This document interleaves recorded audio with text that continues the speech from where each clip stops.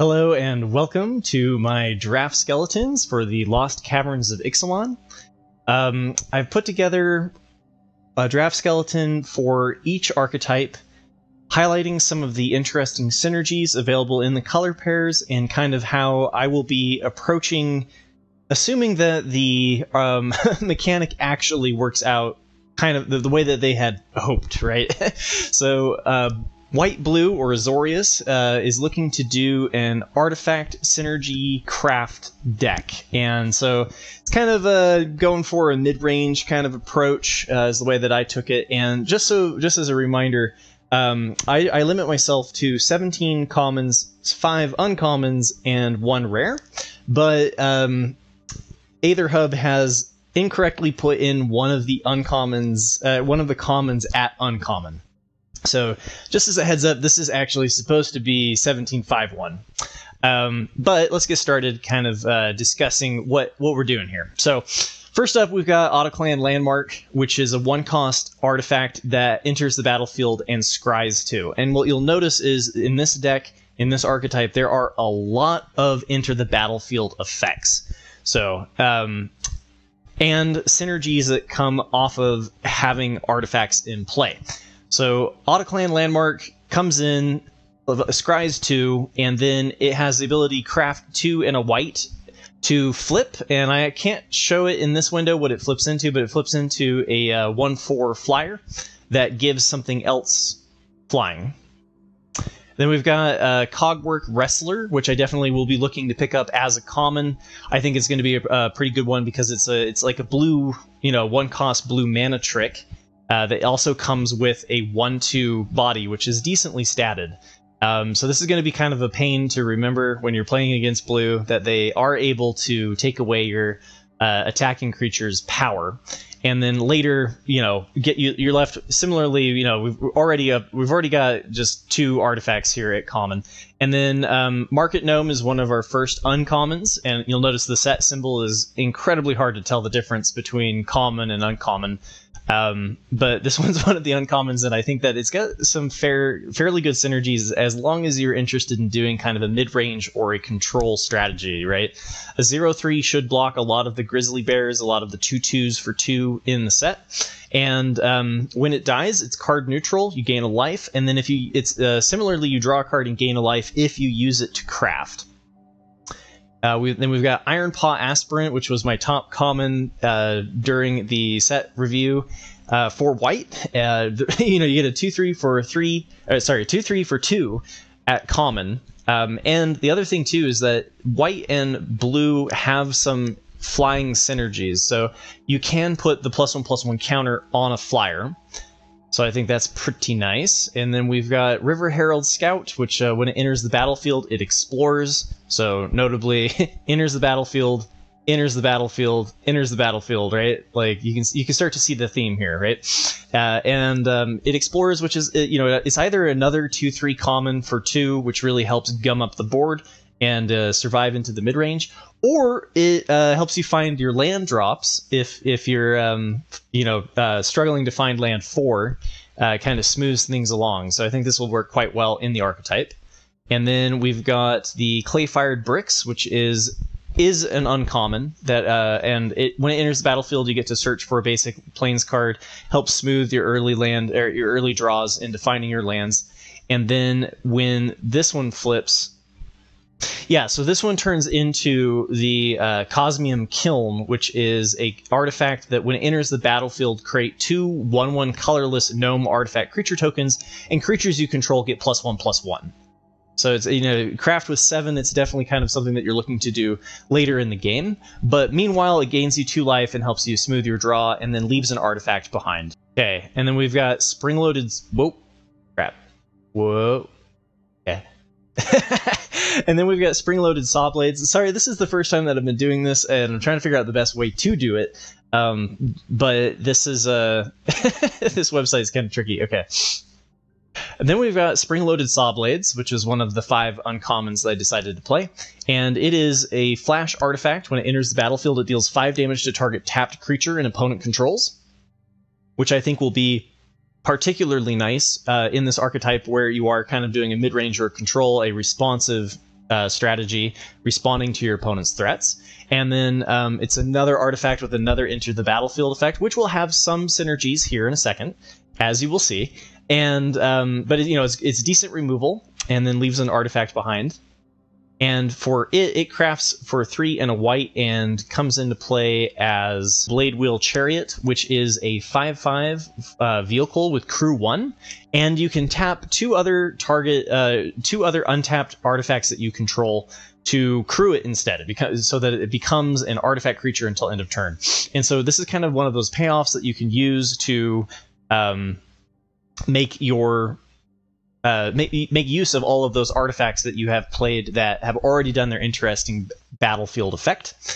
And then I've decided to include the Glorifier of Suffering. I think this is going to be a pretty good one. The 3/2 stat block made me a little bit nervous at first, but looking at the synergies in the set, I've really liked the Glorifier of Suffering.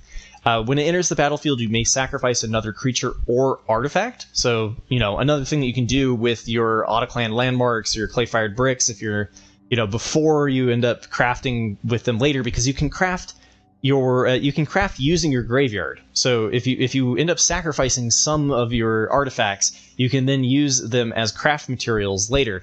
And this is another way to just kind of beef up your mid-range threats. And then we've got Tinkerer's Tote, which is 3 artifacts and 1 card. So as long as you're doing anything with the artifact synergies, I think it's going to be a really good card to include. And then you can sacrifice it outside of craft or before craft, right? You can sacrifice it you can pay 1 and sacrifice it to gain 3 life, and then use it later from the graveyard. And kind of just helps you with that general mid-range go wide strategy. And then we've got Waterwind Scout. When it enters the battlefield, create a map token, and we get a 2/2 flyer for 3. So you can sacrifice the map token, cause this creature to explore, and you get a 3/3 flyer. I included it because I think it's a pretty good target for buffing up with counters from Glorifier of Suffering, as well as the Iron Paw Aspirant. And then we've got Mischievous Pup, uncommon. And when this enters the battlefield, you return up to 1 target permanent you control to its owner's hand.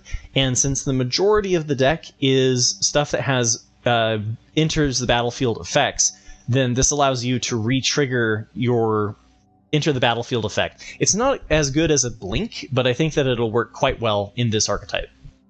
And then the rare that I chose is Abuelo Ancestral Echo, which is a 2/2 flying ward 2 for 1, a white and a blue. And it has the ability 1, a white and a blue, exile target creature or artifact you control, return it to the battlefield under its owner's control at the beginning of the next instep. So this is the Blink effect, and every single target in this deck has an interesting enter the battlefield. So it combines perfectly well with Abuelo if you do open it up and pack 1, pick 1. Then we've got the one that was improperly labeled as an uncommon. This is in fact a common, and it is a 3/2 flyer for 4 that when it enters the battlefield creates a 1/1 colorless gnome artifact creature token. And this gets, this is another one that you can put with you can give it counters with the Iron Paw Aspirant or the Glorifier of Suffering. You also, it has, if you blink it, you do get a free 1/1. So I think there's some, I think this is going to be a good one. And I was tempted to run 2 of these, and I decided against it, but I think we'll see how much of these are actually available when the set actually hits Arena.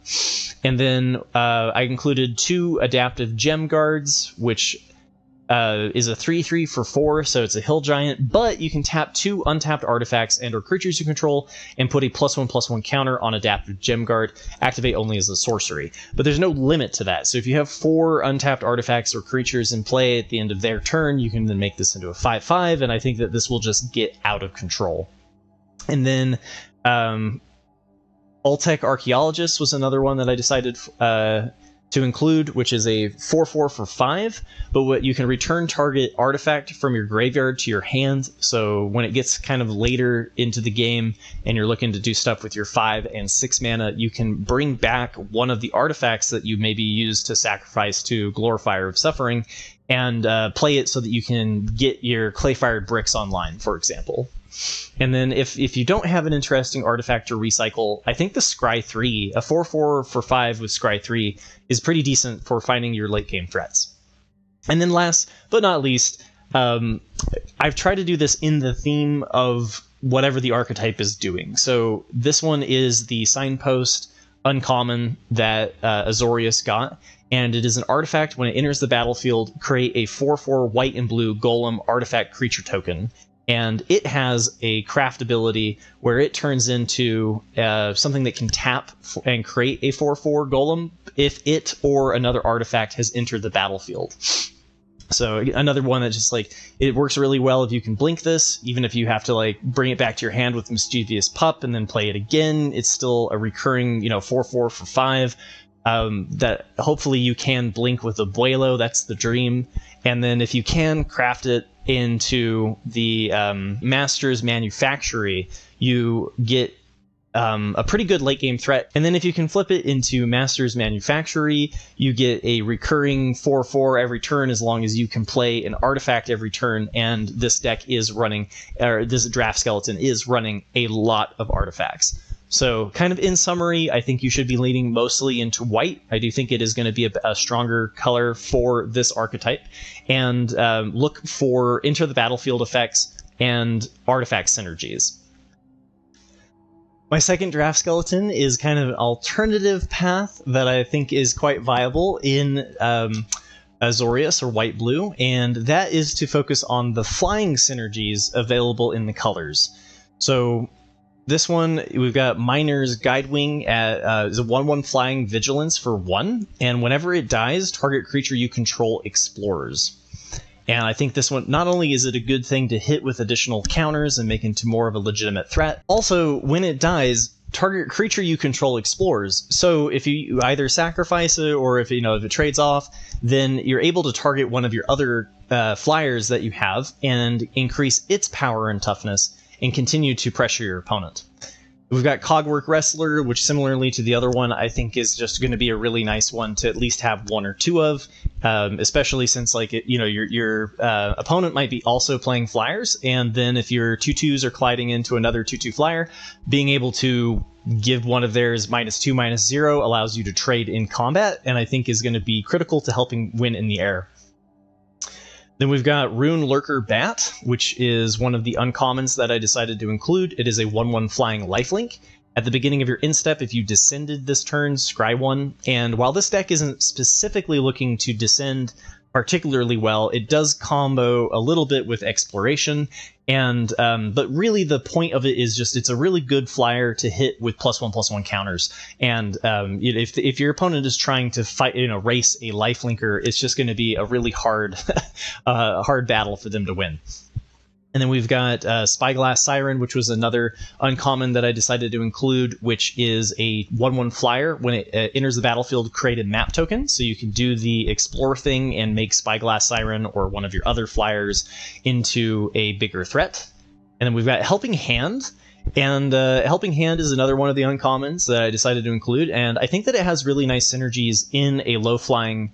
because all of the flyers are incredibly cheap, you should be able to use Helping Hand to return one of the creature cards from your graveyard and continue to pressure and trade off in the air. And it also synergizes with Guardian of the Great Door, which I'll talk about in a little bit. All right, and then we've got Cosmium Blast, which I think is one of the best white removals at common. The deals 4 damage to target attacking or blocking creature, destroys a fair number of the cards in the set, and certainly most of the flyers. I think there is a 2/5 flyer that's colorless, but 90-some-odd% of the flyers are going to be removed by Cosmium Blast, and that's what's most important. And then Iron Paw Aspirant is one that I talked about in the craft deck. I think it's good here as well, and maybe even better here because you are able to put the +1/+1 counter on a flyer and make it into a relevant threat. And we've got Petrify, which similar to Cosmium Blast is just cheap white removal. It allows you to remove a creature while continuing to develop your board. And then we've got Brackish Blunder, which I think is going to be pretty good as long as you are in a tempo-based strategy where you are pressuring your opponent. So with this one, since we're trying to win in the air, if anything becomes a problem that's blocking our flyers, we can bounce it. And then we can also decide to bounce our own thing. And if it's tapped, we get to create a map token. And then we've got Malcolm, the Alluring Scoundrel, which is the rare that I chose for this draft skeleton, and it is a 2/1 flash flyer for 1 and a blue with flying. And whenever it deals combat damage to a player, you put a chorus counter on it, draw a card, then discard a card. So it helps loot and kind of smooth out your card draw, so you can find smooth out your draws, so that you can find additional threats. And then if there are 4 or more chorus counters on it, you may cast the discarded card without paying its mana cost. So if this does survive and your opponent is struggling to shut down the air, I think Malcolm can just run away with the game. We've got Chart a Course, which is my uncommon, one of the uncommons for the set that I decided to include in the draft skeleton, and it has the ability to draw 2 cards, and then you discard a card unless you attacked with a creature this turn. And I'm hoping with the evasiveness of your flyers that this should just be a draw 2 for 2. And then we've got Guardian of the Great Door, which is a 4/4 that, as an additional cost to cast this spell, tap 4 untapped artifacts, creatures, and/or lands you control, and you get a 4/4 flyer for 2. So the reason why I included this one is because I was deciding to include Helping Hand. And one of the things that's kind of fun about this is, like, let's say that you explore a Guardian of the Great Door and you put it into your graveyard. You can then use Helping Hand to bring that out of your graveyard and into play. So you get Guardian of the Great Door for 1 mana. It's a combo, but it's a combo at uncommon, so it'll be a little bit hard to put together. And then we've got Glorifier of Suffering. I just think that as long as you have fodder, you're going to want Glorifier of Suffering. And you'd be like, well, what are you really planning on discarding or sacrificing in this archetype? And there's a fair amount. You can do like a Miner's Guidewing, which would also trigger the Explorer. You can do the Iron Paw Aspirant after it's already given something else, the +1/+1 counter. You could do a Cogwork Wrestler after you've used it as a combat trick. Brackish Blunder, you could do a map token off of one of those. You could do a map token from one of the later cards that we'll cover. So I think there's enough in the deck that the Glorifier of Suffering will actually work out quite nicely, and I will be definitely exploring them when we get the chance on Tuesday. And then we've got Waterwind Scout, which is a 2/2 flyer that creates a map token, and I just think that this will be an interesting card if it, either mid-range or a 3/3 flyer for 3, I guess for 4 is, but it comes with an Explorer, right? Like, I think this is going to be a decent enough common, and maybe not. Maybe it'll be too often that you hit a land and you just get a Windrake for 3, but it's definitely one that I'm excited to explore when we get the chance. And in this deck, it's just another flyer that they have to deal with. And then we've got the Ultec Cloud Guard, and in this one I did do 2 of them, so you get a 3/2 for 4 that also spawns a 1/1 colorless gnome artifact creature token.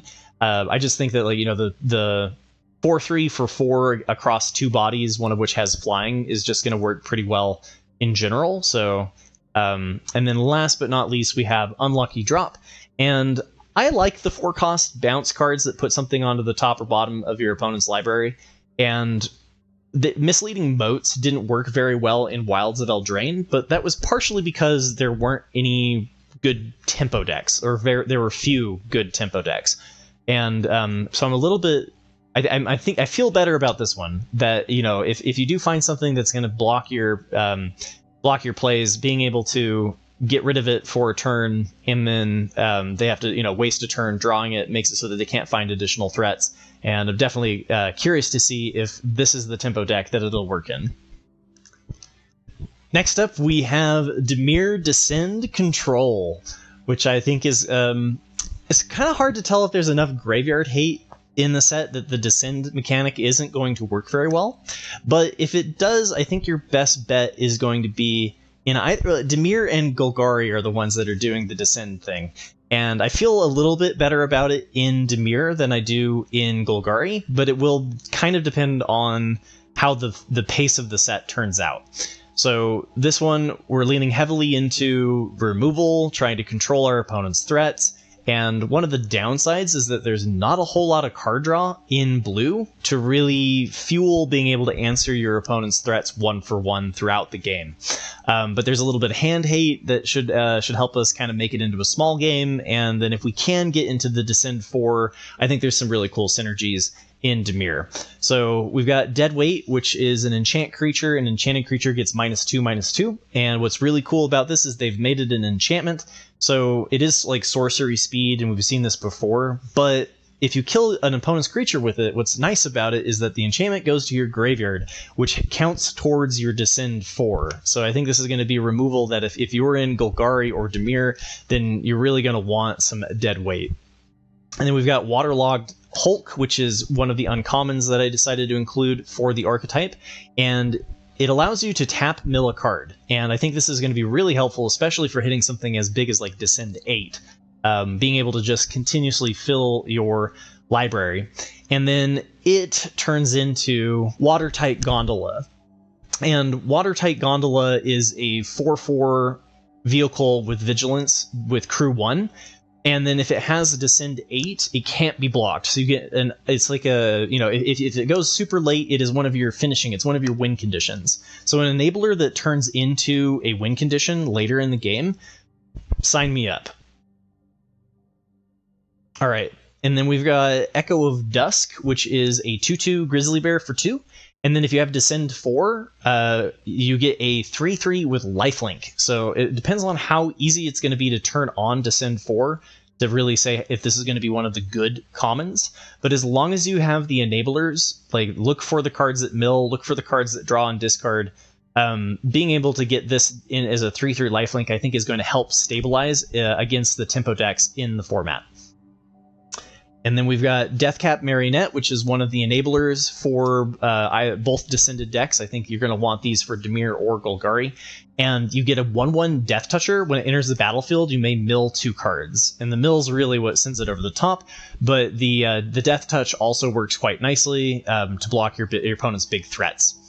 And then we've got Inverted Iceberg, which is enters the battlefield, you mill a card and draw a card, so this helps you get to your Descend.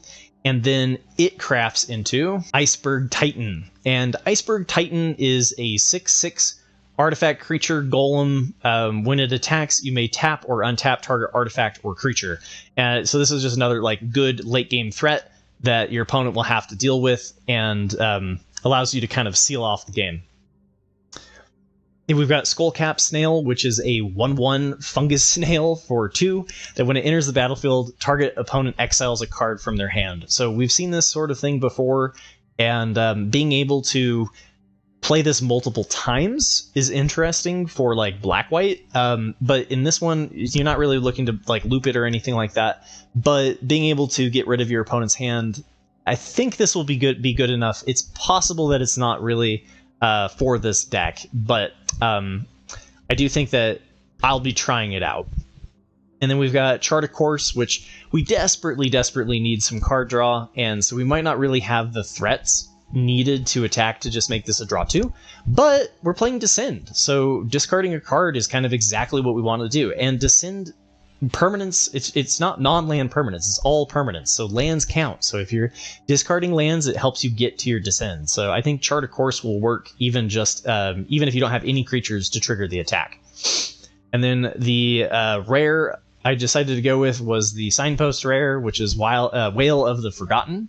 And Whale of the Forgotten allows you to either return target non-land permanent to its owner's hand for a blue and a black, or target opponent discards a card. And that's kind of why I was like, okay, maybe the Skullcap Snails will actually work, or Skullcap Snails will actually work in this archetype. Maybe we can do some hand hate. And then the third one is look at the top 3 cards of your library, put one of them into your hand, and the rest into your graveyard. So if you don't have the Descend, I think the third one is the one that I'll be doing the most. Obviously, if you can snag your opponent's last card, you're going to do that. But it helps you get to Descend, helps you dig for your threats and your additional removal. And then if you do get Descend 8 by the time that you get this card, you can do all 3, which I think is just going to be a ton of value in one card. And of course, we've got Join the Dead, which is one of the best removals that we've seen in a while. 1 double pit black, and you get target creature gets -5/-5 at instant speed. And then if you have Descend 4, it's -10/-10. So this is going to get rid of most threats. I put 2 in the draft skeleton, but I doubt you're actually going to be able to get 2. But you never know. Sometimes black is totally open. And then we've got a Confounding Riddle, which is a counterspell at uncommon. And if there is an archetype that is going to want to actually run the counter spells, I think it's going to be Dimir Control. So I decided to include the Confounding Riddle, and Confounding Riddle allows you to either do like an impulse and look at the top 4 cards of your library and find a threat, find an answer, or you can cast it for counter target spell unless its controller pays 4. We've got the Frilled Cave Worms, which I think are unimpressive outside of this archetype. I think they're only really going to see play in Dimir. So I'm hoping that we can see these late and kind of pick them up later in the draft. And we get a 2/5 for 4 that if you have Descend 4, you get +2/+0. So it's a 4/5 for 4, which I think will help stabilize. And even if it's just a 2/5 body for 4, I don't think it'll be that detrimental that you can then like later turn into a 4/5 when you get your Descend payoffs and your enablers. And I think this will slow down a lot of what your opponent is hitting you with. And then we've got Out of Air, which was my top common when I did my like first impressions for blue.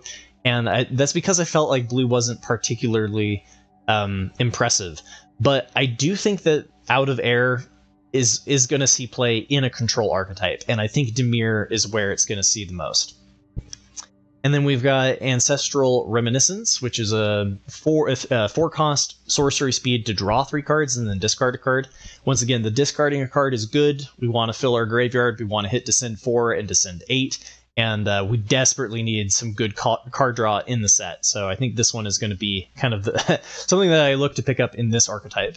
And then we've got Didact Echo, which is a 3/2... a 3/2 that when it enters the battlefield, you draw a card, and then if you have Descend 4, it has flying. So this one is another one that I think I'm going to plan on taking late, similarly to the Frilled Cave Worm. You really need the pace of the game to be really slow and trying to get into the top decking phase, because if you can answer all of your opponent's threats and then kind of outvalue them, I think is where I'm going to try to take this archetype. And so by turn 5, hopefully this at least is a flyer. It doesn't trade particularly well with the other ones, but it is card neutral with the other flyers, that is. And then we got our signpost uncommon was Ukbin Bak, which is a 6/4 Vigilance Menace for 5. And if you have Descend 8, you can pay 4, a blue and a black, and return this from your graveyard to the battlefield. And this one I feel like also, once we get to that late game kind of top deck phase, being able to reanimate this from the graveyard, potentially we milled it into our graveyard, should be able to extend how we actually close out the game. And then last but not least, we've got Council of Echoes, which is a 4/4 flyer for 6. And then if you have Descend 4, it bounces something of your opponent's. So we're yet to see really just like how many tokens there are, whether or not this is going to be better in like a tempo strategy.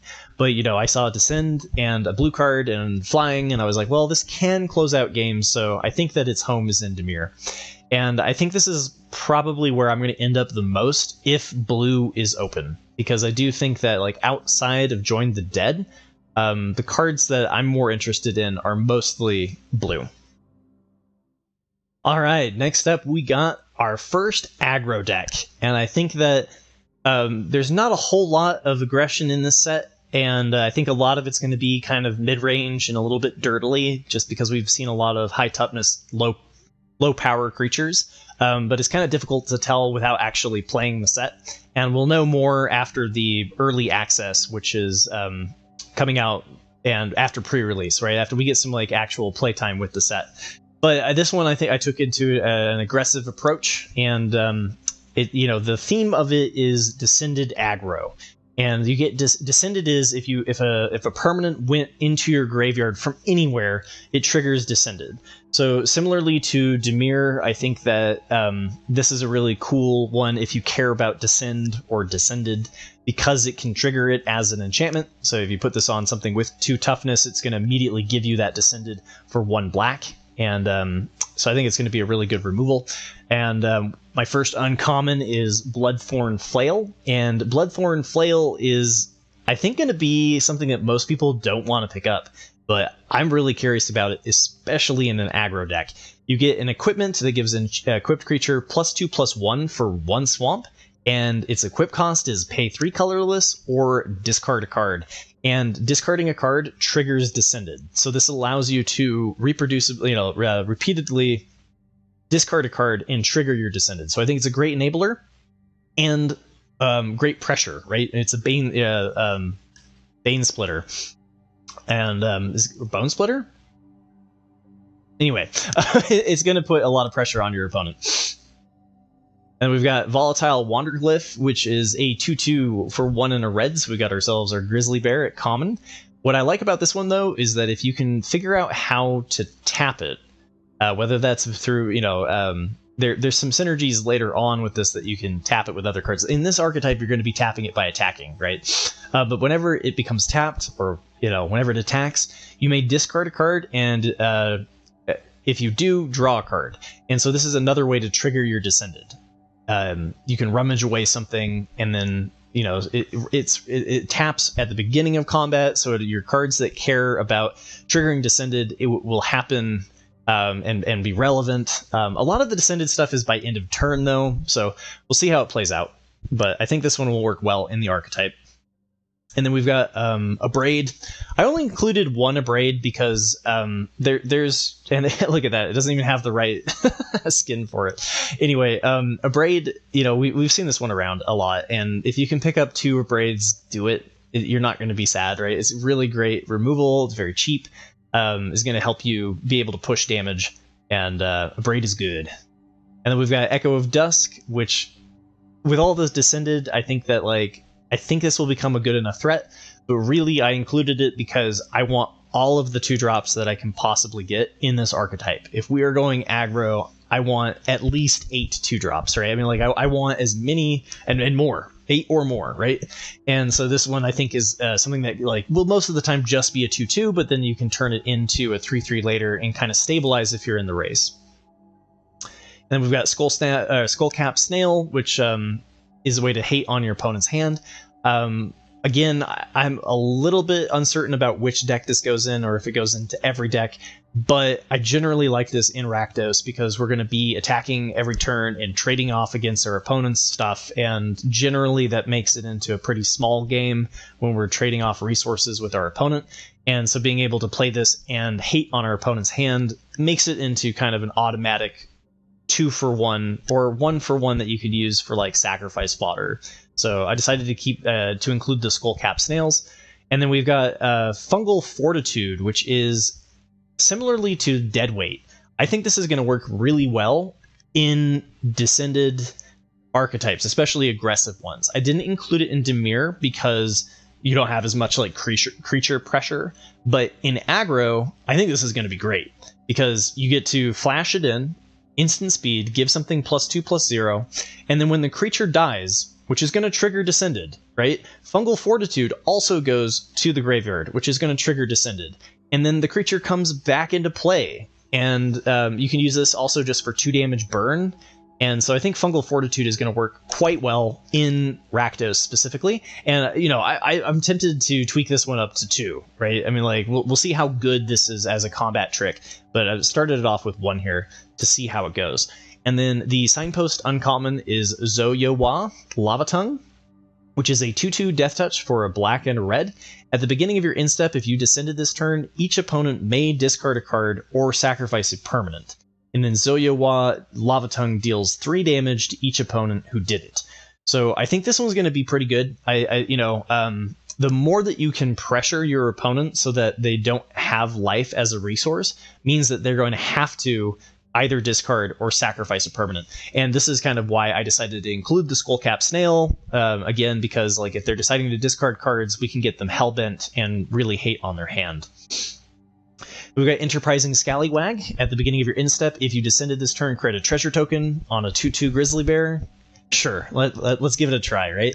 This can help us ramp into being able to 2-spell sooner and really push the pressure. And like I said, I want as many 2/2 Grizzly Bears as I possibly can muster.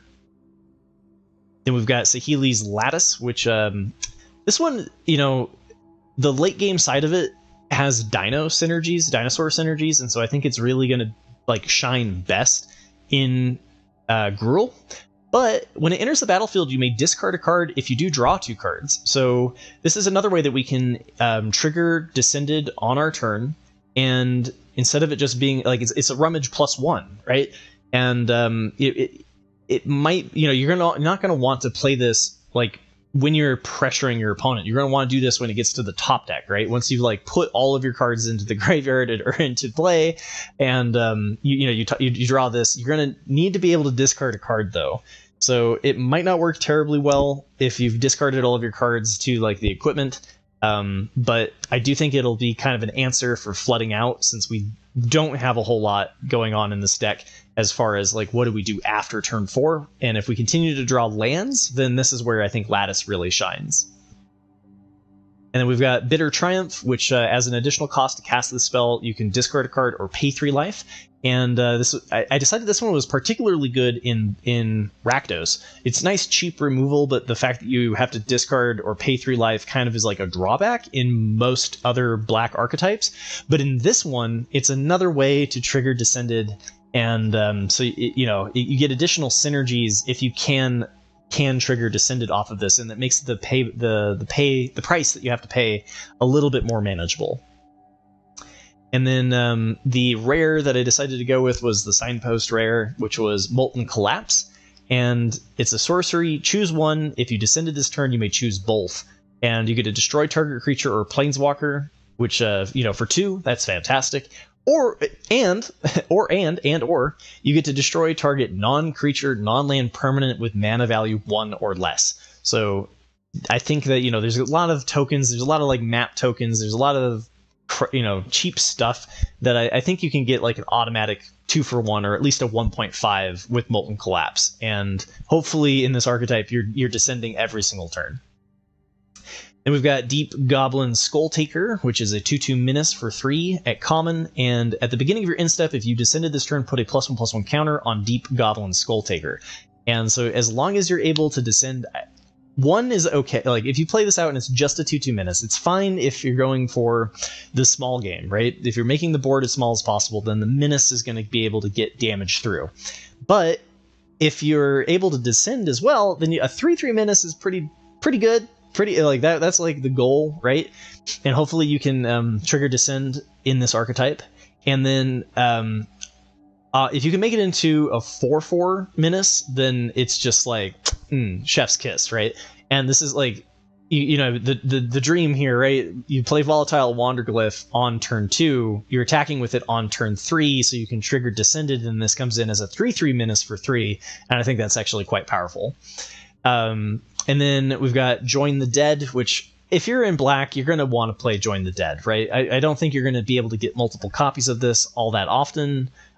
Maybe the double pip in black is going to prohibit it in going into some decks, but this one, I want to be majority black anyway. Black is where most of my stuff is, and then it's like we're playing red with a couple of interesting synergies. But yeah, this is great removal, right? So we get 2 things of great removal, and then Brood Rage Mycoid. At the beginning of your end step, if you descended this turn, create a 1/1 black fungus creature token, and it's a 4/3 for 4. So you should be able to trigger the Descended, and do remember that the 1/1 token does not trigger Descended. So it doesn't trigger itself and give you an endless supply of 1/1 fungus creature tokens, but I think that in a game where you're aiming to make it small with your skullcap snails and hating on your opponent's hand and answering their threats, that being able to play something that's 2 cards in 1, that then can be maybe 3 in 1 or even 4 in 1, should be able to actually help you go wide and get some good damage through. And then last but not least, we have a Child of the Volcano, which is the Hill Giant, which is the 3/3 for 4, and you get Trample. And then at the beginning of your end step, if this was the beginning of combat, I would be so much happier. But at the beginning of your end step, if you descended this turn, put a +1/+1 counter on Child of the Volcano. So, Descended aggro. And here's probably the most hyped archetype for the set, and this is Gruul Dinosaurs. There is a card missing, which I apologize. I will have to fill in that one later. It is the Dreadmaw. What's the name of it? The Earthshaker Dreadmaw. And so I'll try to bring that one up in post. So the Signpost uncommon is Firstborn of Gishath, and you get a 2/3 for 2 with haste, and then if it when it enters the battlefield, you may pay 2, so this can also work as a 4-drop. And if you do pay the 2 colorless, then target dinosaur you control deals damage equal to its power to another target creature. And one thing that I have to say about this archetype is I'm a little bit worried. I'm a little bit worried that it doesn't have enough things at common that it really wants to do. So you're going to have to prioritize 2 drops at uncommon, which always makes me nervous for how an archetype is actually going to play out. And I'm not exactly sure why. Hold up. Why is this black? Okay, well, I don't know what that's about. It's supposed to be green. All right. So continuing on down the list, we've got Belligerent Yearling, which is a 3/2 for 1 and a green with trample. And then when another dinosaur enters the battlefield under your control, you may have Belligerent Yearling's base power become equal to that creature's power until end of turn. So this guy can be an absolute beater, and as long as you are continuing to play big dinosaurs, it's just going to become a bigger and bigger threat that helps push damage through.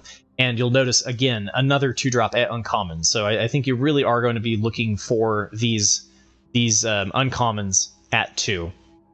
And then we were already on. Third uncommon is Saheeli's Lattice, and this helps us find our late game threats. We can discard a card and then draw 2, and then later we can craft with 1 or more dinosaurs and flip it into Mastercraft Raptor, which is a star 4, and its power is equal to the total number or total power of the exiled cards used to craft it.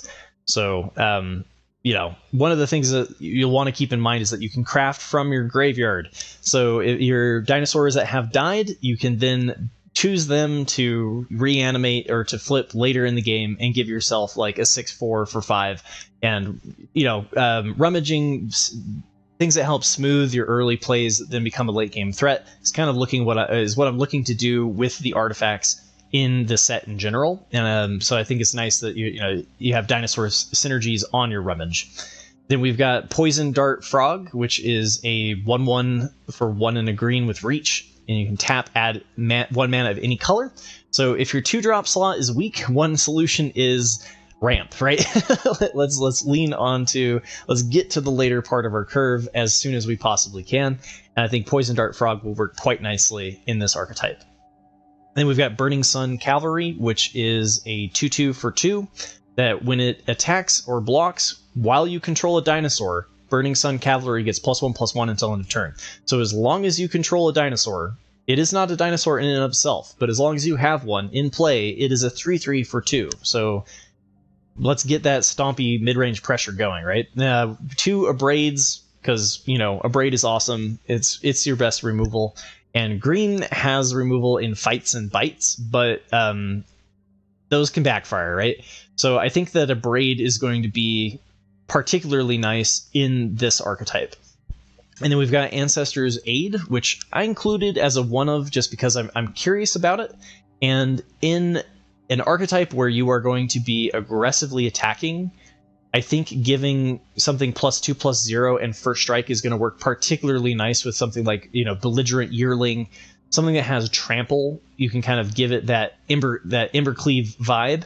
And the fact that it leaves behind a treasure token also means that it can help you ramp into your additional threats. So if I were to, if I was a gambling man, I would put a prop bet that it's going to be best in Gruul. And then even then, I'm not certain I like this over a Braid, for example, but I'm definitely curious about it.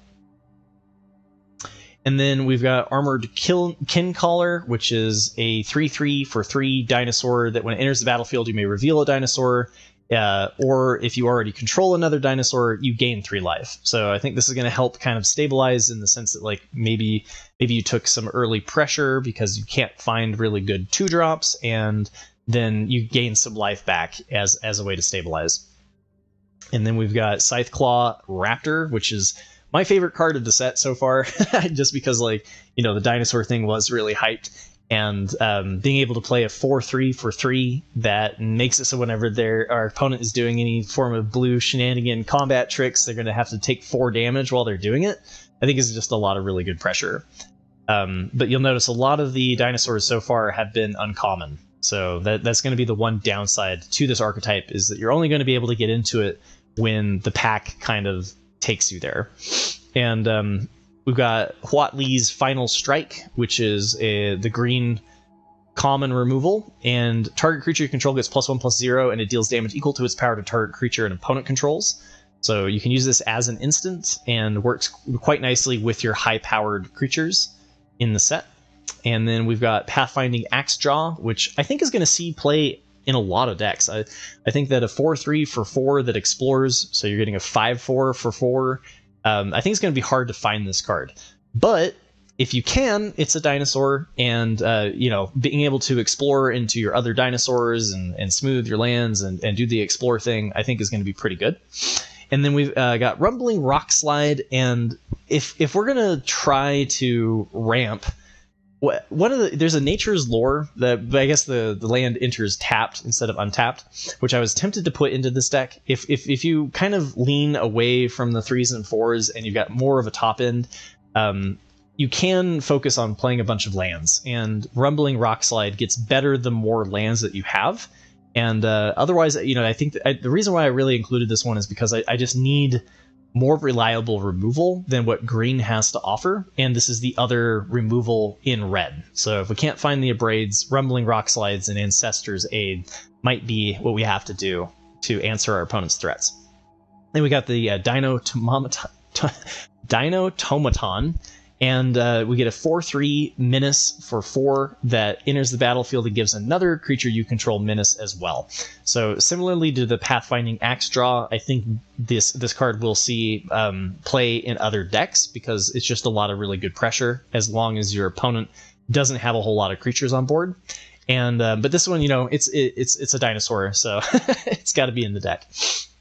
And then we've got Panicked Altasaur, which kind of, it's not great, but it's decent, right? We get a 4/5 reach for 5 that can tap to deal 2 damage to each opponent. So if they've gummed up everything and we can't get through our mid-range threats because they're just going to trade off against little 1/1 Death Touchers and such, then we can at least slowly answer the game with Panicked Altasaur.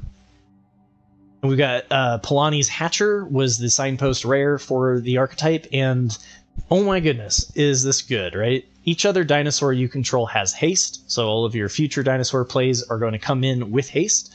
And then it itself creates 2 0/1 eggs that turn into 3/3s. And the first one will have haste the turn that you play it.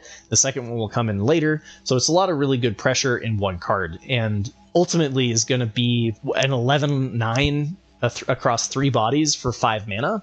So I'm definitely going to try to make the dinosaur thing work, or at least hope it will work out if I do open this up, pack 1, pick 1. And then this is the one that it's missing, which is the Earthshaker Dreadmaw, which is 4 double pip green for a 6/6 Trampler. When it enters the battlefield, draw a card for each other dinosaur you control. And so that's another one. It's like Ancestor's Aid works really well to kind of build your own Embercleave. And then last but not least, we have Seismic Monstrosaur, which is a 6/5 dinosaur for 4 double pip red with mountain cycling, and you can tap 2 in a red to sacrifice a land and draw a card, which we saw with the Grabby Giant in Wilds of Eldraine. Can be really good for if it gets down to the top deck, and it also has trample, so it works with the first strike trick if we want to do that. Next up, we have Selesnya Counters, and I think this one's going to be somewhere. I think this is going to be the other aggro deck in the set, but we'll see. Basically, what we're trying to do is lean on the green and white, any card that increases the base power, so a permanent +1/+1 counter, or even a combat trick, to pressure our opponent early.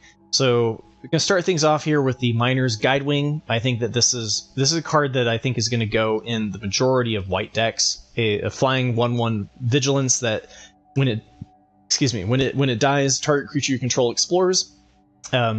Basically can give you that +1/+1 counter when it dies. Is also a really good target to hit with Explore, or an additional +1/+1 counter to make it into more of a lethal threat in the air.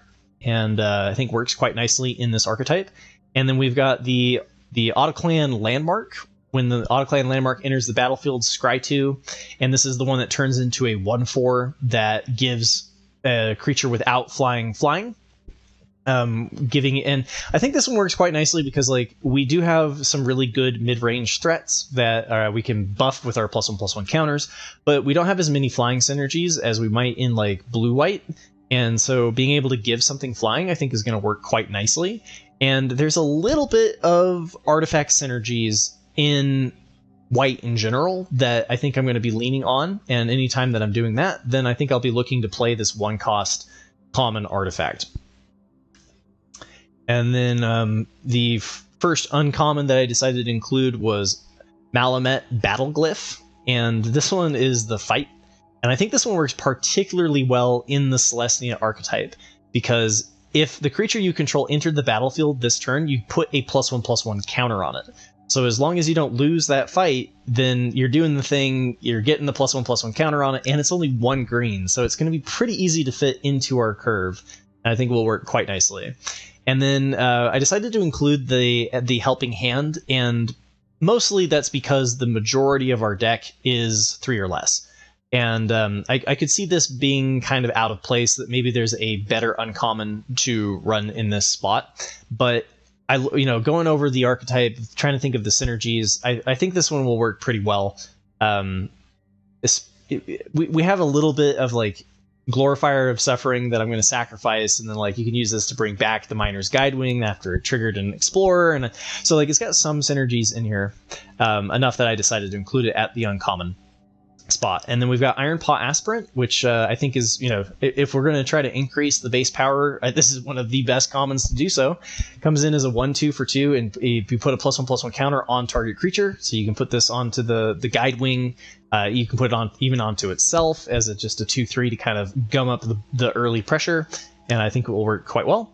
And then we got Explorer's Cache was the other one of the other uncommons that I decided to include. And this one comes into the battlefield with 2 +1/+1 counters on it.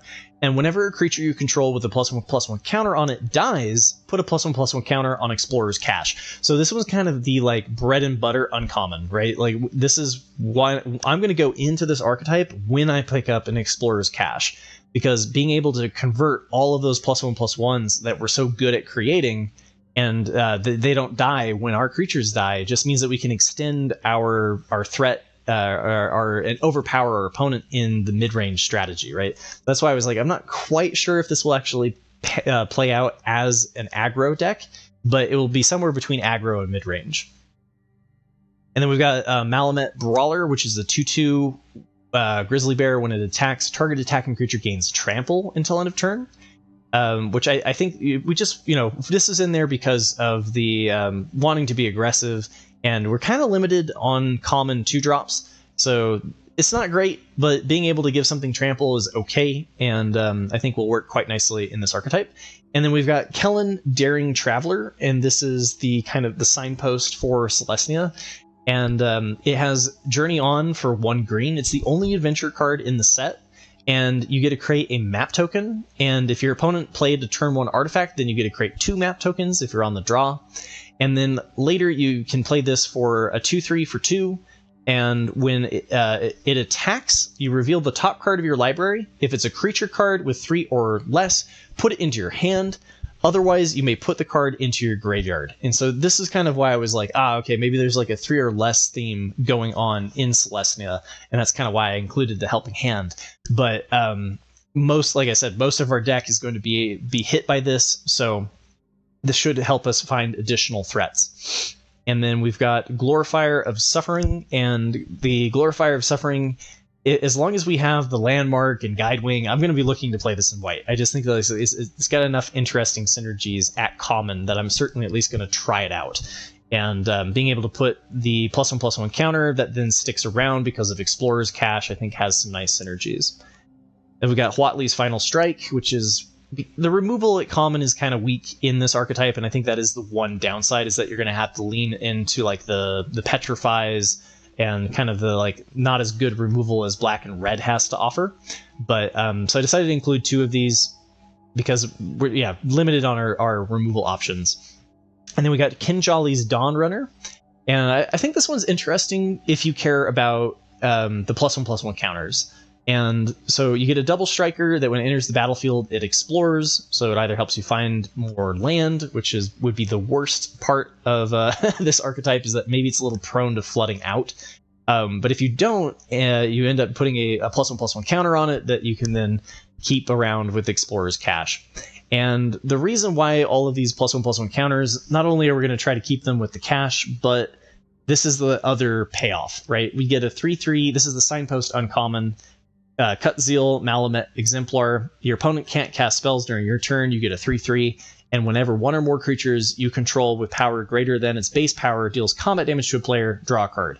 So it can't draw multiple cards in one turn, but it should be able to draw a card pretty reliably if all of your creatures have higher power than their base because of the +1/+1 counters.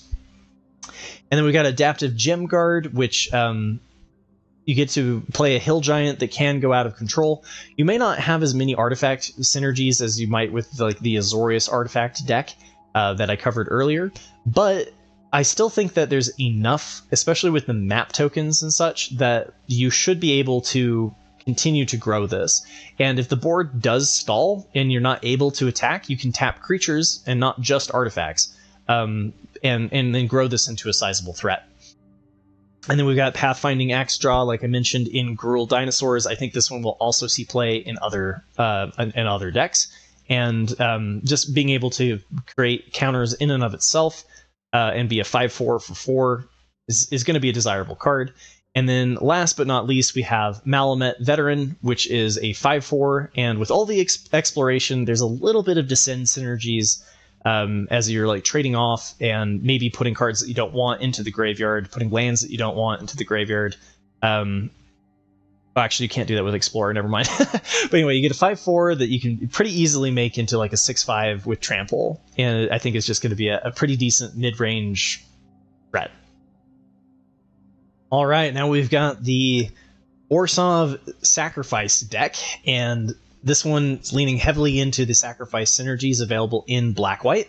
And so we're going to start things off here with the Miner's Guidewing, which I'm obsessed with this card, apparently, right? I think anytime that I'm going to be trying to run the Glorifier of Suffering, which is often, then I'm also going to be looking to run the Miner's Guidewing. And I've talked enough about that one already.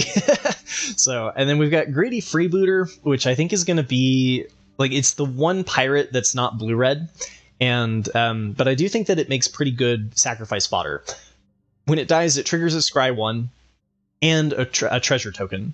So as long as it can die, I think that it's going to be good. And unlike other decks where the Glorifier of Suffering is like your only... There's not a lot of other decks that are looking to sacrifice things, right? This one I think is like going to be good and going to be good in Orzhov. And then we've got the Duskrose Reliquary is the first uncommon, and this one, good. It's just good removal, right? You can sacrifice your Greedy Freebooter and get a treasure out of it in a scry, and then you've got a Ward 2, and the Ward 2 is really what puts this over the top for me, because if they do have a disenchant, then they have to at least pay 4 for whatever they're trying to get back, and this is just good removal, because when it enters the battlefield, you exile target artifact or creature an opponent controls until Duskrose Reliquary leaves the battlefield. And we've got Market Gnome, and I think this is going to be kind of like a mid-range attrition deck, maybe a little bit towards the control side. So I think Market Gnome is going to be good at slowing down your opponent, and then similarly it's good sacrifice fodder. It draws a card and gains a life if you are sacrificing it, and so I think that's going to be a good one to include.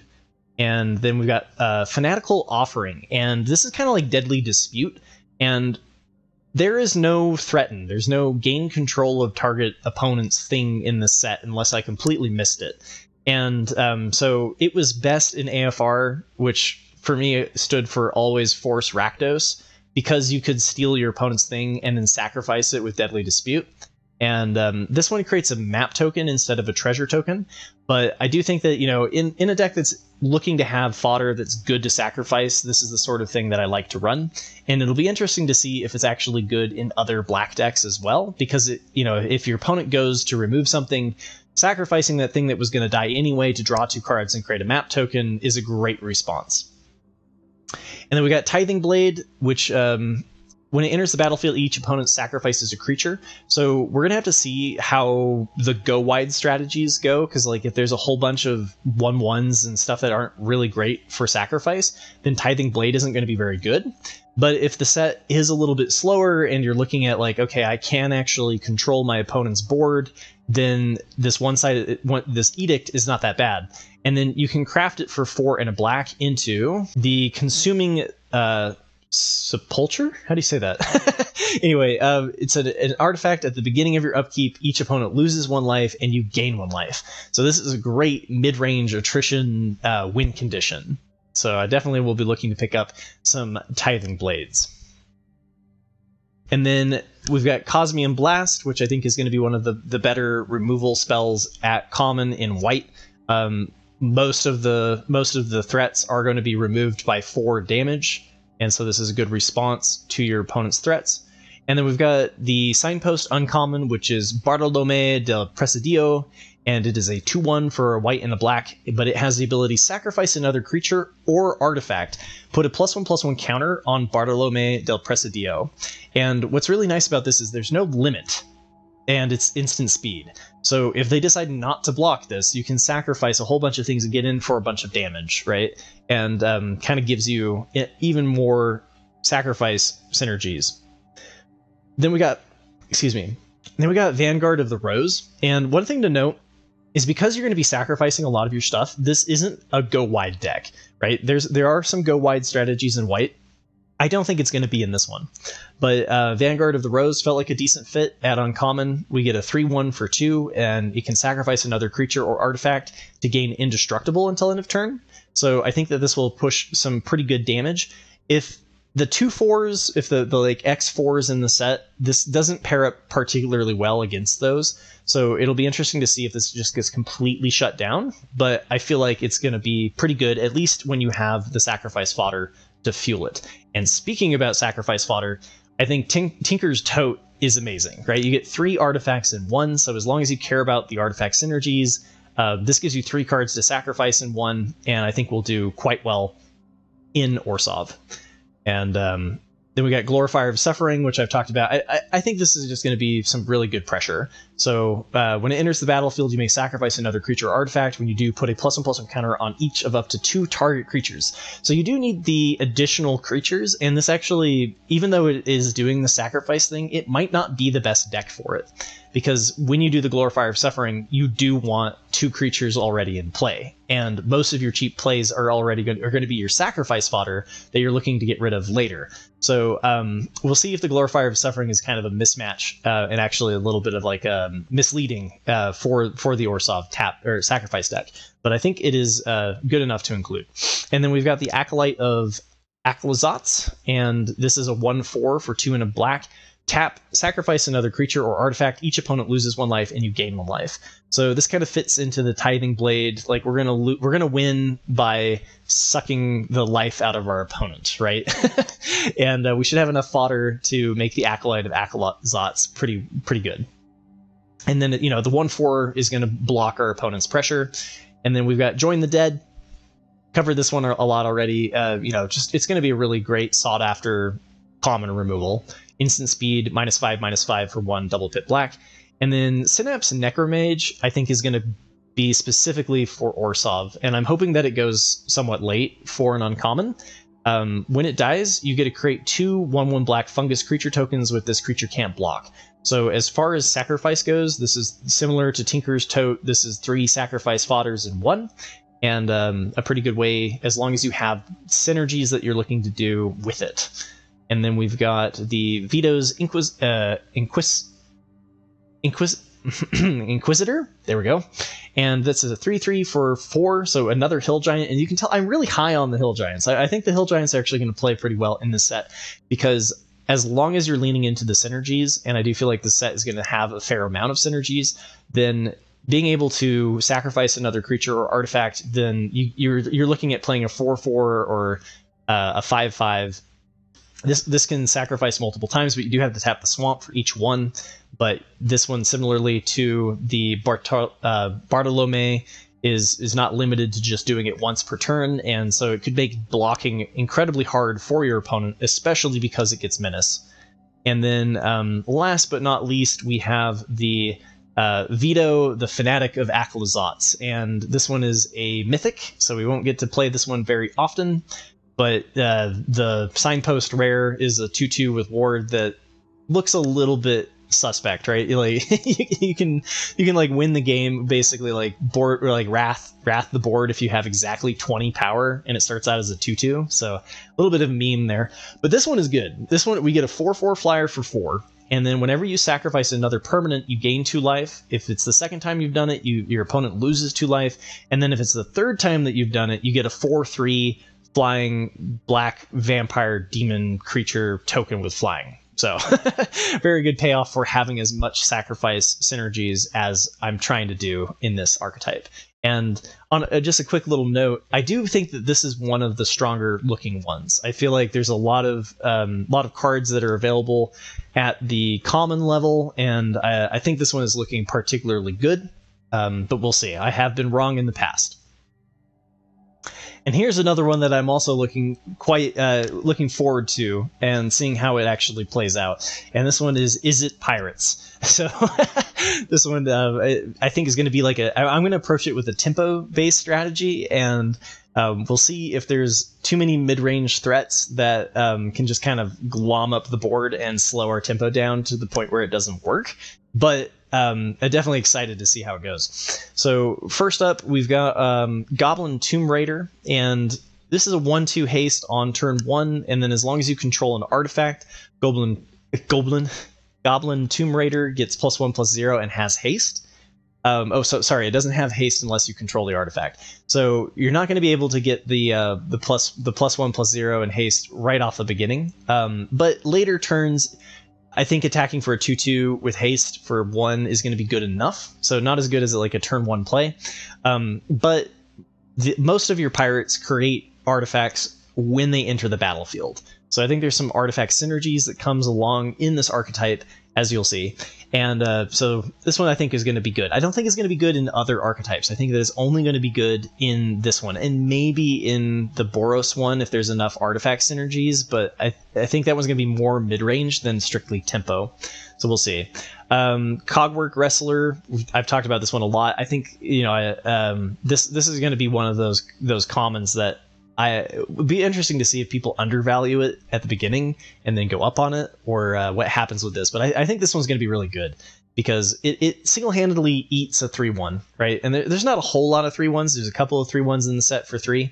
But a combat trick that's also a creature, right? I think it's going to play quite well. And then we've got Sunfire Torch. So there's usually an archetype that cares about artifacts and equipment specifically, and I think that it's going to be the pirates. I think that like usually it's Boros equipment, and I think this time it's going to be Izzet.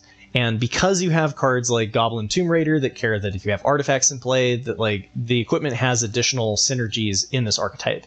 And equipped creature gets +1/+0 for an equip cost of 1 isn't spectacular, but then you can sacrifice this and deal 2 damage to any target, so it's kind of like a 2-cost shock. If you can get it even in for 1 damage, then it's 3 damage in 1 card, and I think it'll play pretty well in this archetype.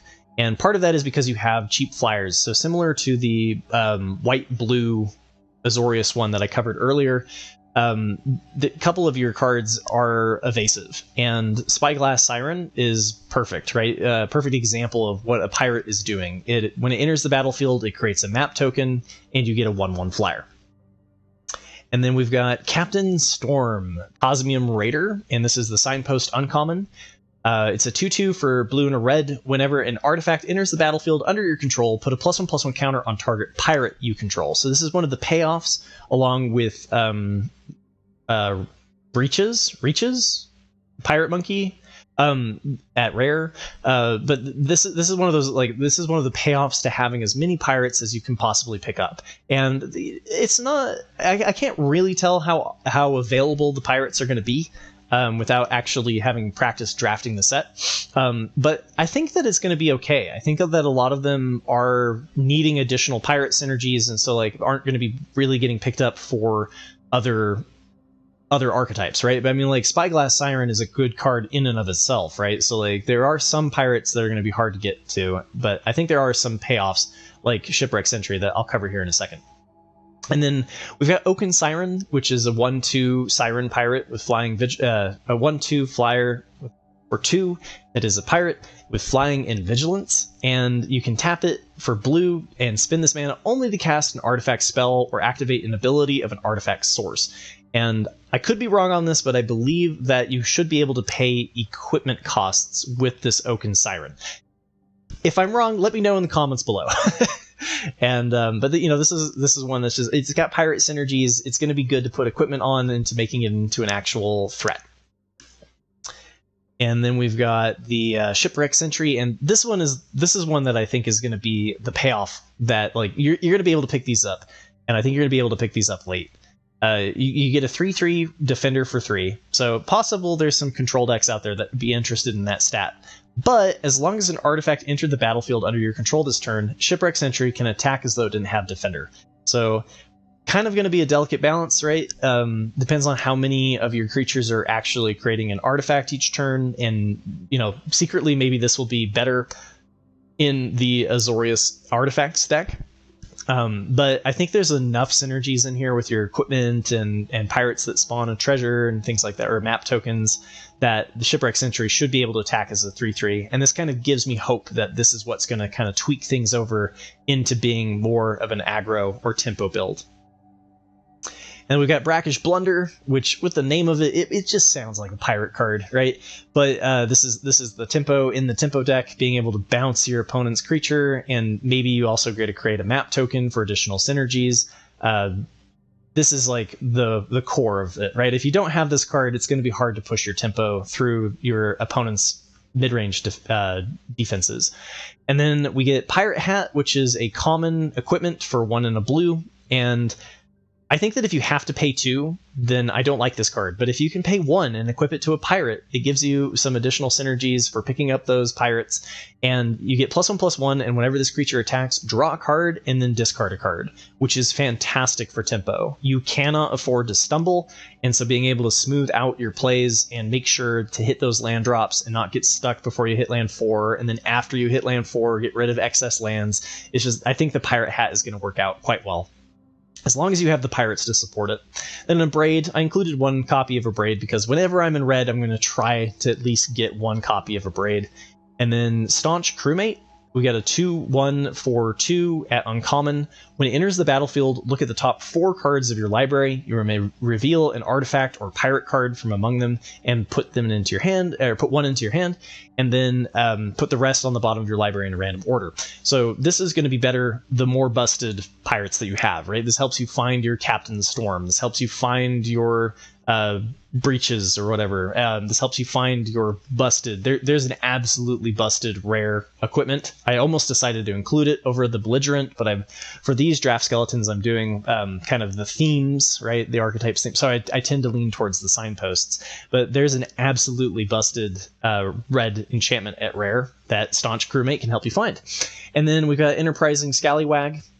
And this is also the reason why I think that this to me is why I think the equipment deck is actually for pirates in blue-red. And then we got the Enterprising Scallywag, which as long as you've descended, which you can do through exploration off of your map tokens and things like that, then you create a treasure token, which then helps you... oh, that's right, sorry, descended doesn't work from the treasure tokens. So this one might actually be a little bit worse. I keep thinking that tokens trigger descended, and that's not correct. But you get a 2/2 pirate, you get additional pirate synergies, and then if you do have something go into the graveyard, like your Sunfire Torch or whatever, then you do get to create a treasure token. And then we've got Ancestor's Aid, which I mentioned this one in the Gruul Dinosaurs build, and I think this is the other deck where it could potentially play quite well, because it does create a treasure token, and you care about artifacts entering play. So if you have Captain Storm, when an artifact enters the battlefield, you get to put a +1/+1 counter on a pirate, and this is instant speed. So you can give a pirate +3/+1 and first strike and create a treasure token. So you don't have as many like trample synergies as you might in the Dinos deck, but I think it'll work quite well as long as you have Captain Storm, right? As long as you have something interesting happening, triggering off of the artifact entering the battlefield, and then it helps you double spell on later turns. Because as you can tell from the mana curve, I want a ton of 2-drops in my aggro and tempo strategies. And then we've got Brazen Blademaster, which is a 2/3 for 3, and whenever it attacks while you control 2 or more artifacts, it gets +2/+1 until end of turn. And I do think that between the treasure tokens and the map tokens, that there will be enough artifact synergy so that this just plays out as a 4/4 for 3. And similar to the 3/3 for 2 with Shipwreck Sentry, is just how we're going to apply a lot of early pressure to our opponent. And then we got Plundering Pirate, which is a 3/2 for 3. I don't really like that stat block, but it does what the pirate thing is trying to do, which is create an artifact the turn that you play it. And so it kind of is like a 3/2 for 2, if you look at it that way with the treasure token, and that's a little bit more of an acceptable or forgivable stat block. And then we've got Careening Minecart, and I think Careening Minecart, the other thing that this deck is doing is vehicles, and I think that if you are going to be playing the vehicle thing, I think it works quite well with the pirates. So you get a 3/3 for 3 that whenever it attacks, you create a treasure token, which helps you with the additional artifact synergies, and it itself is an artifact, and it's got Crew 1. The only thing that this card is missing is haste. If it was a 3/3 haster for 3 that created a treasure token, it would be so busted. And then Waylaying Pirates is a 3/3 Hill Giant for 4. As I've said before, I like the Hill Giants, and when it enters the battlefield, if you control an artifact, tap target artifact or creature an opponent controls and put a stun counter on it. And so I think that as long you have enough map and treasure tokens that usually this is just going to remove a blocker, and it's a pirate. How can you go wrong? And then last but not least, I decided to put in the Signpost rare, which is the Belligerent, which is a 5/5 vehicle for 4. That whenever it attacks, you create a treasure token, and then until end of turn, you may play lands and cast spells from the top of your library. So it gives you additional dig if your opponent has been able to answer all of your threats. Now for the Golgari Descend draft skeleton. And this one, similar to Dimir, is the other archetype that looks to be doing the Descend mechanic. And so anytime that you care about Descended or Descend, I'm going to be running Deadweight. I think that being removal that gives you that permanent in the graveyard is going to be very important. I think the Deathcap Marionette is going to be particularly good in Golgari because of Huatli's Final Strike. The bite spell at common with the Death Touch is just going to be a nice little synergy for the archetype. And the Mill 2 is an enabler to help you get to Descend as quickly as you can.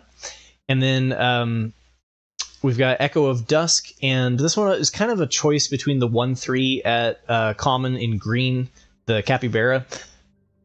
And I decided to go with this one because I think the lifelink is going to help you stabilize more so than the 1/3 body in black. But it's definitely something to keep in mind is that you could substitute this out for the Capybaras. They both have the Descend 4 mechanic. And then anytime that I'm in green, I think I'm going to be playing the Poison Dart Frog. One thing of note is that the 2-drops aren't particularly great in this archetype, they're a little lackluster, and I'm a little bit worried about getting completely steamrolled. So being able to ramp into threats that help me stabilize, I think, is going to be pretty key in this archetype. And then we've got Bitter Triumph, which, similar to the Rakdos Descended, I think will work pretty well in Golgari. The reason why I decided not to include Bitter Triumph in my Dimir is that I think with the counter spells in blue, there's better options. But green is kind of... their removal is always a little questionable in green. So I decided to include the Bitter Triumph because it does give you the ability to discard a card into your graveyard that you can then reanimate later. And that's one of the things that this archetype is trying to do as well, as we'll get into. And then Akawali, the Seething Tower, is a 3/3 for 1, a black, and a green, with Descend 4, where it then becomes a 5/5 with Trample, and Descend 8, where it then becomes a 7/7 Trample that can only be blocked by 1 creature. So this is a good threat that grows over time. And then we've got another chance, which allows you to enable your mill for Descend, as well as pick up important creature cards. And it'll be a little bit of a balancing act, because you're going to want to keep those creatures in there sometimes for your Descend 8, but there aren't a whole lot of Descend 8s in this for that reason. So as long as you still have the Descend 4, I think that this will be pretty good as as an enabler, as well as getting back some of the stuff that you are going to want to play for your mid-range threats. We've got the Soul Coil Viper. I think is going to work particularly well in this archetype because of being able to do a land cycler on 2 to smooth your land drops, and then sacrifice this to ramp into a turn 4 big 6-drop or 7-drop. So I think the Soul Coil Viper looks particularly nice in Golgari. And then we've got Squirming Emergence is the kind of signpost rare, and so it has Fathomless Descent, and then you return to the battlefield target non-land permanent card in your graveyard with mana value less than or equal to the number of permanent cards in your graveyard. So as long as you have 5 things in your graveyard, you can bring back a 5-drop, right? And so I think this is partly why I think that Golgari specifically is looking to do the kind of reanimation strategy, and we have additional cards that kind of help us do that. So then we've got Join the Dead, which I'm going to try to get as many copies as I possibly can at common. Really good removal. The Huatli's Final Strike, we've mentioned before. I think it pairs particularly well with the Deathcap Marionette. And then we've got Mineshaft Spider, which is the only mill card in green. But being able to kind of give your... I think it fits particularly nicely in Golgari because it helps you get to Descend 8 and continue to fill your graveyard. And then a 3/4 for 4 with Reach should help stabilize if you are up against some of the flyers in the set. And then Chupacabra Echo is a card that I think you should include anytime that you have the Descent mechanic. And now that I'm seeing it right now, I can't actually remember if I included it in Dimir. But a creature that can act as removal is definitely something that you're going to want to do as long as your graveyard is enabled to make this card shine. And then we've got the Pathfinding Axe Draw, which since it explores, Explore does help you fill your graveyard, as well as playing just a 5/4 is just a really good mid-range threat. And then we've got Defossilize, and this works, I think, particularly well with the land cyclers. So you're able to return target creature card from your graveyard to the battlefield, and then that creature explores and then explores again. So this is another thing that kind of helps us get into the Descend 8 mechanic. And you can lean more heavily into the Descend 8 mechanic. I think the only one in my draft skeleton that actually cares about Descend 8 is Akawali. But I'm a little bit worried about actually being able to hit Descend 8 because of there is some graveyard hate that will make the Descend mechanic a little bit fragile. So, but being able to lean into reanimating your stuff that you use to hit Descend 4 and then get that card back, I think is something that looks particularly appealing in Golgari. And then to fit into that strategy, we have the 2 land cyclers. We have Rampaging Spiketail, which can swamp cycle for 2 colorless. Otherwise, it's a 5/6 for 6 that when it enters the battlefield, target creature gets +2/+0 and gains indestructible until end of turn. And then we've got Nurturing Bristleback, which is a 5/5 that creates a 3/3 dinosaur token as well, and it has forest cycling for 2. And now for Boros, and Boros is usually the aggro color that's looking to play like equipment synergies and just win by, tapping your cards, right? Attacking with your cards every turn. And I think in this set, Boros is actually going to be a little bit more mid-rangey. So the other thing that Boros is doing, it has 2 synergies, 2 themes that Boros is trying to do. One is Discover. And I think the Discover mechanic is actually going to work quite well in a very creature-heavy deck that is aiming to go wide and win kind of through a mid-range or late-game board pump. And then the other one is being able to tap 2 artifacts. So there's kind of like a tap 2 theme. And so I think this is going to work quite well with while you're going wide, you can get additional advantage of tapping your board. So with that said, Dreadmaw's Ire, I think, is going to work particularly well in several, right? Like the tempo Pirates deck I think is going to work really well. I limit myself to 5 uncommons, and you'll notice again that there's 6 in this one, but it's because all the Cloud Guard is actually a common. But the reason why I didn't include it in the dinosaur deck, where you've got a really big trampler that you can give +2/+2, or in the pirate deck where you can give the +2/+2, I think works kind of well as a combat trick there as well in the tempo deck.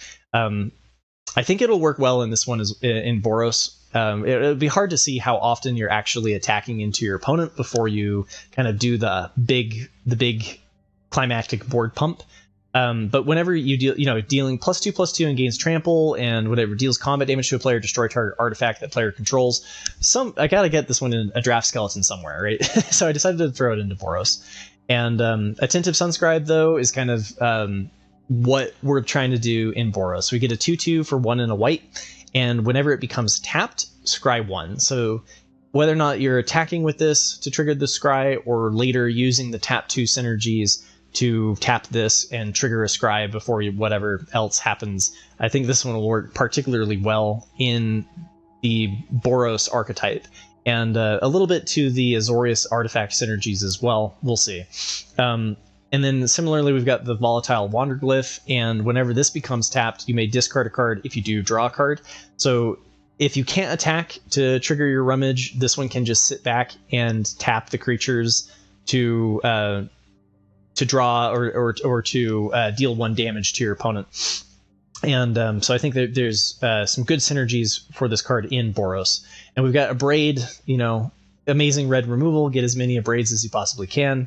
I think Petrify will work particularly well in this one as well.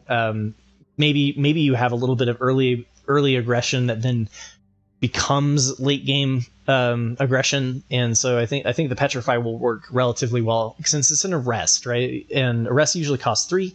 This time it costs 2. And there's enough sacrifice and things like that, synergies and disenchants and stuff, that I'm a little bit worried about how the Petrify will play. And so this might be better as the Cosmium Blast, but we'll see. And then we got Cosmium Blast just in case, right? And then we've got the Envoy of Okentek Ahau, and this one is a 3/3 for 3. And what I like about this is that if you do get stalled, right? If it becomes like this mid-range, who can build the board bigger, being able to tap for 5 to create a 1/1 isn't that amazing, but this has this kind of I will eventually overwhelm you kind of vibe going on. And so I think this one fits pretty well into the Boros theme.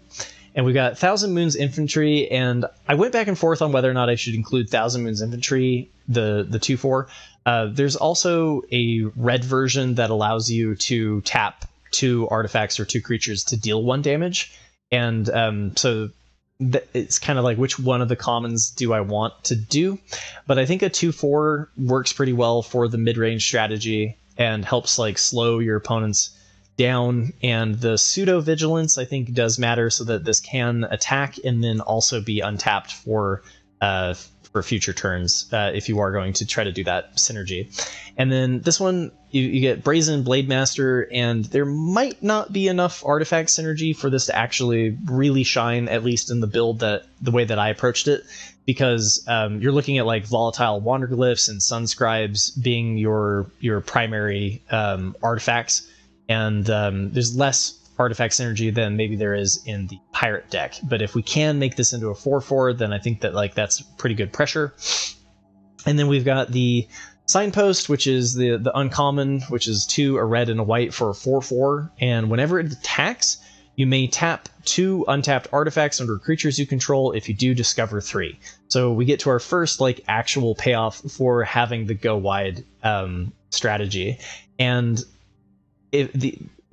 since I kept most of my deck as creatures, I think that you should at least my approach is going to be trying to hit creatures off of Discover. Discover does work with spells as well, but I think that what I want to do is try to play as many 2-for-1s, play cards that create something as well when they come into play. And this only triggers on its attack, which is why I decided to include the Dreadmaw's Ire in this one specifically, because we need something to be able to make this into something that survives when it attacks. So we might actually want to throw in more combat tricks and such. We shall see. And then we've got the Adaptive Gem Guard, which we've talked about before, and this one has some nice synergies with the Attentive Sunscribe and the Volatile Wanderglyph, things that want to be tapped to give a +1/+1 counter on it. I think it works quite well in this archetype. And then we've got the Ultec Cloud Guard, which helps you with the go wide strategy. And I was tempted to bump this one up to 2 copies of it, but I feel like it's not going to be as critical to try to pressure in the air in this archetype, and it doesn't trade particularly well in the air. So we'll see how this one plays out. And then we got Curator of Sun's Creation, which whenever you discover again for the same value. And I'm a little bit worried about this one because I think of all of the hill giants, this one is the most likely to just actually be a hill giant. And you might need a higher level of discover to justify actually playing this, but we'll see. The only way I can tell is to actually play test it out. And then we got Geological Appraiser, which when it enters the battlefield, if you cast it, discover 3. And I'll notice that I'll say a little side note that most of the cards that have discover, I wasn't particularly impressed with, at least at common. So at common, you have the 5-cost discover 4 that makes it so 3 creatures can't block, and that could maybe work okay in this archetype. And then the other one was a enchantment that gave +1/+1 for 3 that discovers for 3. And that one might play well in this one as well. But I tried to limit myself to creatures that discover to find other creatures to fit the general flood the board mechanic. And so, you could at least maybe hit the combo at uncommon, right? You can dream, do the Geological Appraiser and discover twice. So we'll see how that actually plays out. And then the Malamet War Scribe, I think as long as you are planning on doing this go wide strategy, something that gives your entire board +2/+1 is somewhat appealing. I do think that it's a little bit expensive. Yeah, I would much prefer this to be like an instant or a sorcery for 3, that like non-crescendo type thing. But I think it'll work well enough. And then last but not least, we got the Quintorius Khand, and we got ourselves the Planeswalker, the legendary Planeswalker. We got to play it, right? And this one is looking pretty good, right? You get to create a 3/2 red and white spirit creature token on the uptick. Whenever you cast a spell from exile, you deal 2 damage to each opponent, and you gain 2 life as a passive ability. And then the -3, you can just trigger a Discover 4, which hits the majority of your deck outside of the War Scribe. And then you got for your ultimate, you can exile any number of target cards from your graveyard and add red for each exiled card, and you may play those cards this turn. So kind of a big payoff for having a bunch of spells. I don't think the ultimate I will actually be doing very much compared to just using it as a repeatable discover outlet. So we'll see if the fact that the common discover is kind of not what I want to do. Maybe I have to rebuild this a little bit to lean away from the discover synergies, but it is, I think, what the archetype is trying to do. So we'll see. This one I have the least confidence in, or I have the most confidence that it will be tweaked after I actually get to play the set. And last but not least is Simic Explore. So the synergies in this one are leaning heavily into the Explore mechanic, and I'm a little bit worried about how much Explore you need to pick up, because I think it'll be highly sought after, and so we'll see. But so we're starting things off with the Cenote Scout, which is an uncommon 1/1 for 1 that when it enters the battlefield, it explores. And like I said, we're basically just trying to explore as many times as we humanly can, as we possibly can. And then we've got the Glowcap Lantern, which is an equipment. Only downside with this card is that it has an equip cost of 2, which is my least favorite thing in the world. But if you, it allows you to look at the top card of your library anytime, and then whenever this creature attacks, it explores. And there is some interesting synergies with that, right? It's a repeatable explore. A lot of the explorers only happen once and then they're done. So the fact that this is a way that you can explore and explore again is particularly appealing, especially if you're leaning heavily into the explore mechanic. And then we've got the Nickenzil, the current conductor, which is the signpost uncommon, a 2/3 for a green and a blue, that whenever a creature you control explores a land card, you may put a land from your hand onto the battlefield tapped. Usually the explore mechanic puts the land into your hand so that it can just immediately go onto the battlefield. And then whenever a creature you control explores a non-land card, put a +1/+1 counter on Nickenzil current conductor. So this is kind of the payoff, and the reason to be in the Simic Explore is this signpost. And it might all fall apart if you can't pick this one up, so we'll see. And we got Over the Edge, which I think is actually pretty decent, right? Being able to destroy target artifact or enchantment seems relevant in the set. There's artifacts in all 5 colors that are probably going to be worth destroying. Some not, because they have all of their value on the enter the battlefield. But you can also use this to trigger exploration twice. And 2 explorations in 1 card feels pretty good. If you can give, I think this one will play pretty decent. We'll see. I kept it as a 1 of because I'm not 100% sure how it will play as a common, but I think of the archetypes, I think Simic is the one that's the most likely to want Over the Edge. And then we have River Herald Scout, which is a 1/2 for 1 and a blue that when it enters the battlefield it explores. We've got Lodestone Needle, which is a flash artifact. When it enters the battlefield, tap up to 1 target artifact or creature and put 2 stun counters on it. So you get to remove something that your opponent is threatening with for 3 turns. If you play it on their turn, then they have to go through 3 untap phases before they finally get to attack with it. And it has the ability to craft into the Guidestone Compass. And the Guidestone Compass has colorless tap. Target creature you control explores, activate only as a sorcery. So similar to the Glowcap Lantern, this is another way to just make sure that you are able to trigger Explore every single turn. Then because we're in green, we've got my favorite pet card, or at least green card common of the set, Poison Dart Frog. And it might be wrong to have this one because we aren't really trying to ramp into additional threats. You can see on my mana curve is relatively low. So it's possible that maybe Poison Dart Frog doesn't work very well, but any ramper, maybe we can play some interesting splash off of it. I think that you could also put in the you could also look at the we already have the Capybara, never mind. The Basking Capybara works, I think, well in this archetype because, we need time to explore. I don't think it's going to be something that applies a lot of really great pressure right off the bat, but I think it will kind of over time. So I think it's going to kind of extend into the mid-range.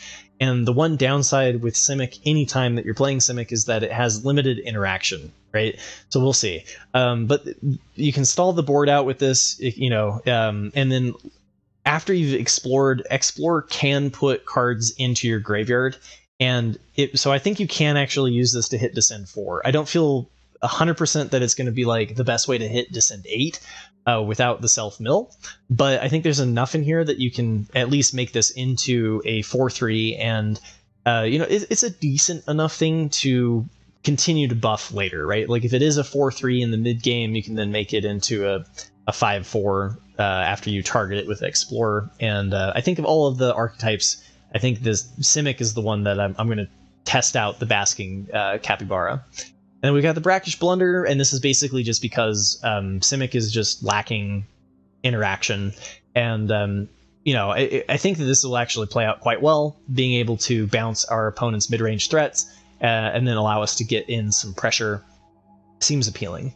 And then we've got the Merfolk Cave Diver, and since we don't really have the evasion that some of the other archetypes have, I think Merfolk Cave Diver is going to be particularly good, especially in a deck that aims to explore every single turn. Because a 3/4 for 3 that can't be blocked is pretty good. And then the other thing too is it's not limited. So if you explore multiple times, then this gets a +1/+0 for each exploration that you've done. So this can be even more damage, and I think is going to be a pretty nice payoff for the Simic archetype. And then we got Huatli's Final Strike. If we're in green, we're going to be playing this card since it's just one of the better removals at common. And Waterwind Scout as a 2/2 flyer for 3, so it's going to be a good target to explore and grow into an even bigger mid-range threat. And then it itself creates a map token, which helps us explore further.